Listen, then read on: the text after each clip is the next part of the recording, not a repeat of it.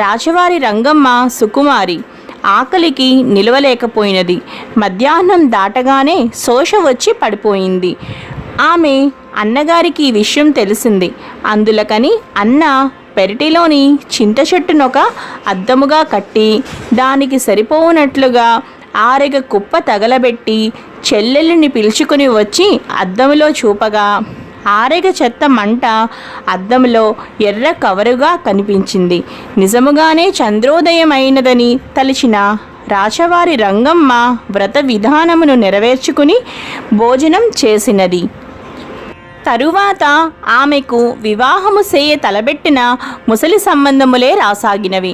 ఆ కారణమునామె విచారించుచు ఒక అడవికి పోయి పార్వతీ పరమేశ్వరుని గురించి తపస్సు చేయుచుండగా లోక సంచారముగా చూడవచ్చిన ఆ గౌరీశంకరులు ఆమెను చూచి, చిన్నదానా, నీవెందులకిట్లు తపస్సు చేయుచుంటివి అని అడిగిరి. అందులకు ఆ యువతి, నేనును మా చెల్లెలు కలిసి అట్ల తద్ది నోము నోచుకుంటిమి. మా చెలువులందరికీ కూడా ఈడు జోడు కుదిరిన భర్తలు వచ్చిరి. నాకు ముసలివానితో సంబంధములు వచ్చుచున్నవి. ఆ కారణమున ఇట్లు తపస్సు చేయుచుంటిని అని చెప్పాను.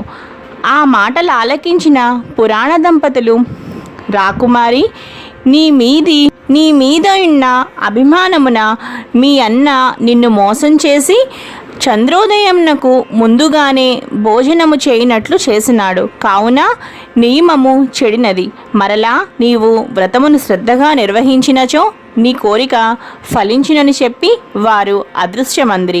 రంగమ్మ ఇంటికి వచ్చి మరలా నోము పట్టి యథావిధిగా నెరవేర్చినంతనే తన కీడు జోడు కుదిరిన యువకుడు వచ్చి ఆమెను వివాహమాడి సుఖంబుగా నుండెను. ఉద్యాపనము. ప్రతి సంవత్సరము శ్రద్ధాభిమానములతో శుచి అయి 10 అట్లు గౌరికి నైవేద్యము చెల్లించి 10 అట్లు పేరంటాలికి వాయనమిచ్చి కథలోని చెప్పుకుని అక్షింతలు వేసుకుని భోజనము చేయవలేను.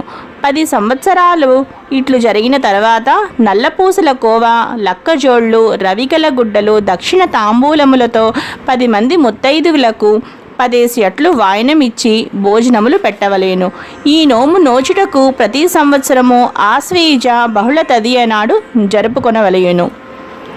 ఈ విధంగా అట్ల తద్ది కథ చదువుకుని అక్షింతలు అమ్మవారి యందు వేసి తర్వాత మనపై వేసుకోవాలి. ఈ వీడియో కనుక మీకు నచ్చినట్టయితే తప్పకుండా లావణ్యాస్ లైఫ్ స్టైల్ ఛానల్ని సబ్స్క్రైబ్ చేసుకోండి.